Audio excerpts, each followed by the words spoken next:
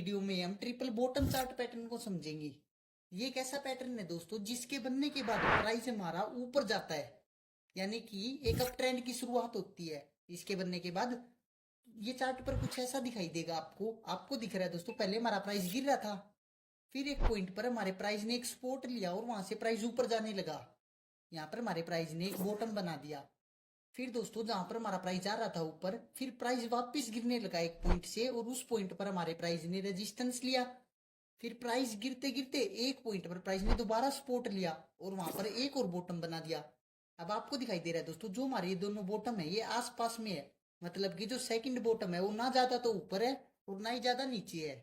थोड़ा बहुत ऊपर नीचे होता तो चल जाता है, मगर ज्यादातर आपको यही दिखाई देगा कि ये ज्यादा गैप नहीं होगा इनकी फॉर्मेशन में। और दोस्तों उसके बाद हमारा प्राइस ऊपर गया, फिर हमारे प्राइस ने एक और रेजिस्टेंस लिया और वहां से प्राइस गिरने लगा।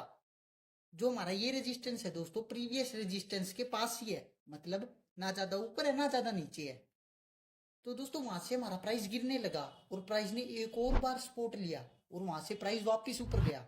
आपने देखा कि प्राइस ने 3 बार सपोर्ट लिया, 3 बॉटम बनाए हैं। तो ये हमारा एक ट्रिपल बॉटम चार्ट पैटर्न होगा। जब भी आपको दिखाई दे कि हमारे प्राइस ने 3 बॉटम बना दिए, तो वहां पर आपको एक ओरिजेंटल लाइन बनानी है। ये हमने लाइन बना दी। अब दोस्तों जहां पर प्राइस रेजिस्टेंस ले रहा था वहां पर भी एक ओरिजेंटल लाइन प्लेस करेंगे।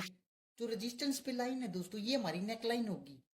जब भी हमारा प्राइस अब इस नेक लाइन को ब्रेक करेगा तो वहां पे हमारी एंट्री होगी और उसके अकॉर्डिंग हम ट्रेड करेंगे। अब आपको दिखाई दे रहा है कि आपने मान लीजिए यहाँ पे एंट्री ले ली, प्राइस थोड़ा सा ऊपर गया फिर नीचे गिर गया।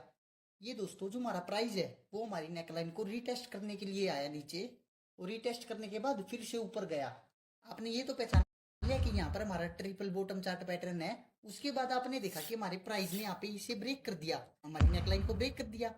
जिस कैंडल ने हमारी इस नेकलाइन को ब्रेक किया है उसकी क्लोजिंग पर हम एंट्री नहीं लेंगे, हमें वेट करना है उसके बाद एक और कैंडल बनने का। अगर उसके बाद जो कैंडल बनी है वो कैंडल हमारे इस कैंडल के हाई को ब्रेक करके उससे ऊपर क्लोजिंग देगी, तो वहां पे हमारी एंट्री होगी। और इस कैंडल का जो लो है वहां पर हमारा स्टॉप लॉस होगा। अब दोस्तों जो हमारी ये रेंज आई है स्टॉप लॉस और एंट्री के बीच की, इसका डबल हम टारगेट एक्सपेक्ट करेंगे, तो यहाँ पे हमारा टारगेट होगा। लेकिन दोस्तों आपने देखा कि प्राइस थोड़ा सा ऊपर गया और रीटेस्ट करने के लिए वापस आ गया। ऐसे में दोस्तों आपका स्टॉप लॉस हिट हो सकता है। लेकिन दोस्तों आपको क्या करना है, अब मान लीजिए आप चाहते थे कि यहाँ पर जो ब्रेकआउट होगा तो आप 100 शेयर खरीदेंगे, तो लेकिन वहां पे आपको क्या करना है दोस्तों, केवल 50 ही शेयर्स खरीदने हैं। आपने 50 शेयर्स लिए, आपका यहाँ पे अगर स्टॉप लॉस हिट हो गया तो आप उस पोजीशन को एग्जिट करके 100 शेयर से यहाँ पे ट्रेड लेंगे।